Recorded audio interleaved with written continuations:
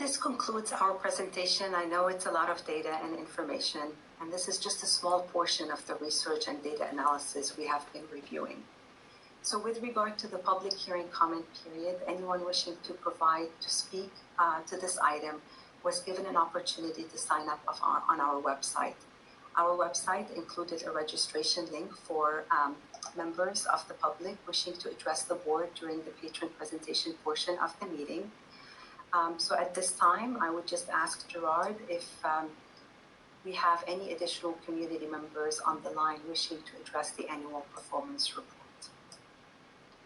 Ms. Williams and Rayon, there are two people still present, Mr. Barone and Mr. Arthur.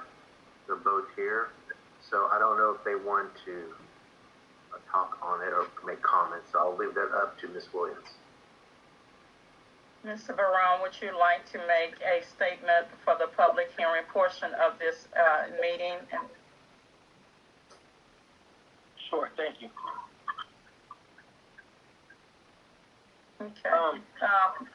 Hang on one second, Mr. Barone. Although this area is not timed, please be conscious of your time, but we look forward to all of the questions that you may have. You may begin now, Mr. Barone. I noticed that that the failing schools are in zip codes that have the highest poverty rate.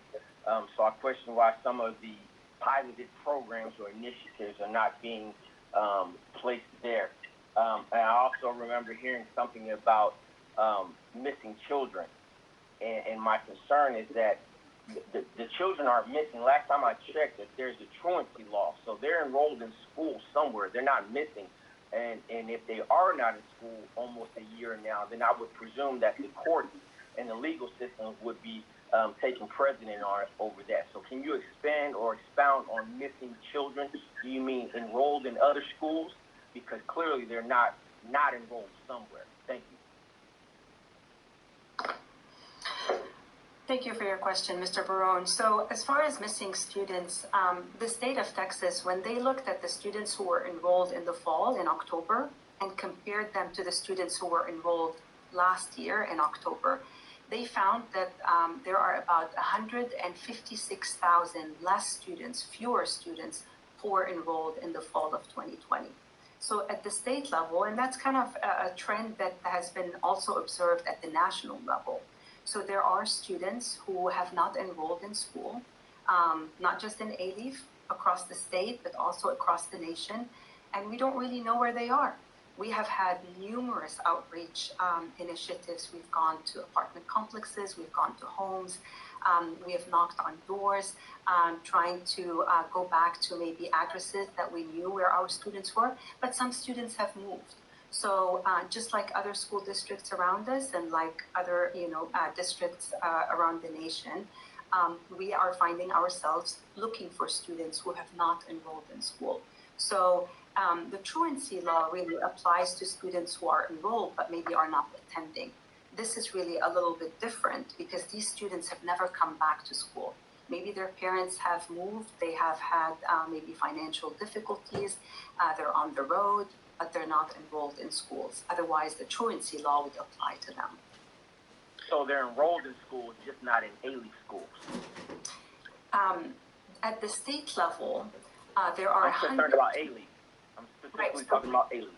Yeah, so they're not enrolled in Alief. So they have not returned to Alief, but that's not just Alief. Because at the state level, the state has seen a decrease in those students by 156,000 students. So if we're seeing it in Alief, yes, but the statewide is also seeing it across many other districts. Mr. Barone, you also had a question before that about the failing schools and location. Could you elaborate on your question so it could be responded to? Sure. Can you hear me? Yes. Okay. I noticed that the failing schools are in a particular zip code that has highest poverty, and according to the risk load assessment, I'm wondering why some of these piloted programs are not being done there. I remember Mr. Cherry talking about the reason why they chose the elementary schools or the facility that they chose is because the administrator was, for lack of better words, chased them into the parking lot and demanded or requested that they have the program there on their campus. So that doesn't sound like data was chosen to select that campus, more so the desire of the administrator. Thank you for this question, Mr. Barone. So I know ANSI is more of Mr. Cherry's area, but I can tell you that Bush Elementary is also one of our at-risk schools. It's one of the schools that faces many challenges. So piloting a program like ATSI at Bush Elementary was also intentional, because we can make a difference at that school, and that's a school where the community will benefit from that as well. So I don't have the risk loads kind of memorized to heart right now, but I know that Bush Elementary is one of our schools that has kind of a higher risk load factor as well, without kind of remembering exactly what that is. So this pilot, for example, ATSI, is being implemented at a school that needs it. Of course, there are other schools that need as well other things, and we are kind of looking at different pilots at those schools as well. But ATSI, that chose to go with Bush Elementary, was also based on data. This is a school that has high risk factors and has risk loads as well, and it could benefit from a program like ATSI. Ms. Williams, just a quick follow-up to Mr. Barone's question on the missing children or missing students, because this is a really good question, and I don't really have a good answer. That when we say missing students, whether it's at the state level or at the Alief district level, which I understand is your point, there are some students who are by definition missing. They're not enrolled anywhere else. We would know if a student left us and went to the public school or a charter school, they would show up with our PEMS data. There are literally in our district hundreds and hundreds, if not 1,000 students that fall in that category. Now, it doesn't mean they're not in an educational setting. They could be homeschooled. We just don't know about it. They could have left the country or the state, and we don't know about it. But they're not enrolled in Mr.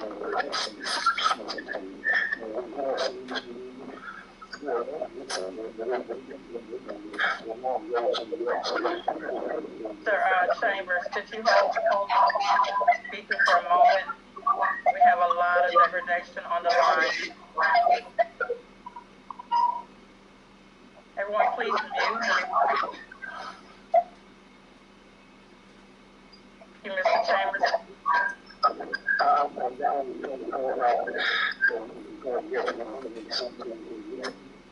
Chambers, could you hold one moment? Gerard, could you mute everyone, and then Mr. Chambers unmute? Thank you. I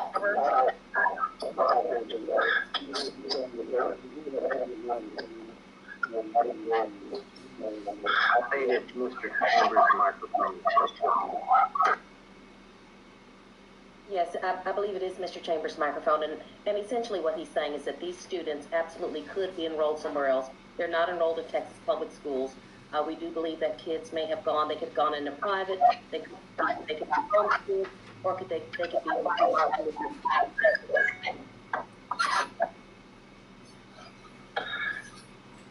Thank you. Mr. Barone, does that end your question for the public hearing? Yes, thank you. Mr. Arthur Robinson. Hold on 1 second. We're still getting that feed. Okay. The feedback, the audio is better there. Go ahead. Okay. Mr. Arthur Robinson, you're still on. Would you like to speak during this public hearing portion of our meeting? Yes, thanks, Madam President. I think that, well, I do know for sure. I know the district has been working vigilant when it comes to the schools, low attendance in some of the schools. I took a tour with some employees about 2 years ago with Beth. I'd like to know, how did Beth fare before we COVID hit, I'm going to say probably March. That's one of my first questions. I'll just do it slowly so they can answer that first, Madam President. How did BEST fare before the COVID hit? Again, I was invited to do a tour there.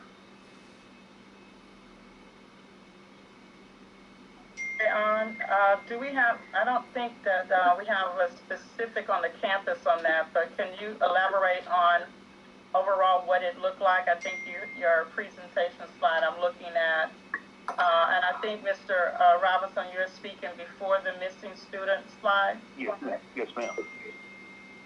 So your question is about how did BEST Elementary fare? Yeah, before before the pandemic hit. I took that tour with Ms. Powell and Ms. Laura Ramirez. Okay, so I don't have their data right in front of me, but I can tell you that BEST Elementary, based on their 2018-19 accountability system, so this is the last year that we had an accountability system, they got a rating of a C. BEST, sorry, BEST, not BEST Elementary. Yeah, right off of Clifton and Barbecue over there. Yeah, BEST Elementary. So they got a rating of a C based on the accountability system of 18-19. And their biggest, their highlight was the growth that students have made. So in domain 2B, that measures the growth of 2A, and that measures the growth of students. They got a very high mark because they grew students from the previous year. And as a result, when we put all of the domain 1 and 2 and 3 of the accountability system together, they received an overall grade of C. So compared to other schools, of course, we had some schools that received a B or an A, but they fared about the same, or to some schools that received that same rating. Okay, well, question number 2. Yes, ma'am. Question number 2 pertaining to that, though. Did you had programs in place for that school, that particular school, with attendance? Is that correct? You had attendance problems there before the pandemic. Is that correct? Your question is whether we had programs in place at BEST Elementary? Did you have the attendance issue at BEST when you had the programs to help improve the campus? Was attendance one issue? So attendance at BEST Elementary prior to COVID? Prior to your program to improve the campus. In other words, was attendance an issue, one of the issues that brought you onto the campus? No, yeah, I don't think attendance was one of the issues that, I don't think attendance, I don't think BEST Elementary in particular had any attendance issues, if that's your question. Yes, ma'am. What I was leading up to is that we already have something in place that we could use with some of the other schools because we have the experience of using it at that one campus. And my last question is, has there been some thought on using some of you, and I'm not saying all our teachers are not right, but let's face it, we do have some that are extremely excellent in certain areas of having a program that we have some of our brightest teachers to be in the planning and also facilitating at this school at certain times of the year. These schools that are low performing. And I think what you're referring to, Mr. Robinson, is the program that we were looking to put in place, which was the Elite program, where we would look to bring some of our strongest teachers to BEST. And so that was the conversation and plan prior to the pandemic. But as you know, COVID changed a lot of things. It doesn't mean you press pause on some things, but it doesn't mean that those things are forever on hold. Really what we're trying to do this time is really just, we were trying to get through the pandemic, trying to make sure that kids could come to school in person. So while we pressed pause on that, it doesn't mean that that's the end of the conversation. We just had to press pause and prioritize what were the most important things, given the situation that we're in right now. Good, that's exactly what I was hoping. Thank you all, and thank you, Madam President. Thank you, guys. Thank you, Mr. Barone and Mr. Robinson, for your public comments. Fine, we're going to make sure that everyone's muted, and I would like to direct questions to our board. Begin with Dr. Darlene Brown. Any questions, comments concerning the information that was provided by Rayon? None, thank you. Okay. Thanks. Sean? No, at this time. Thank you. Jennifer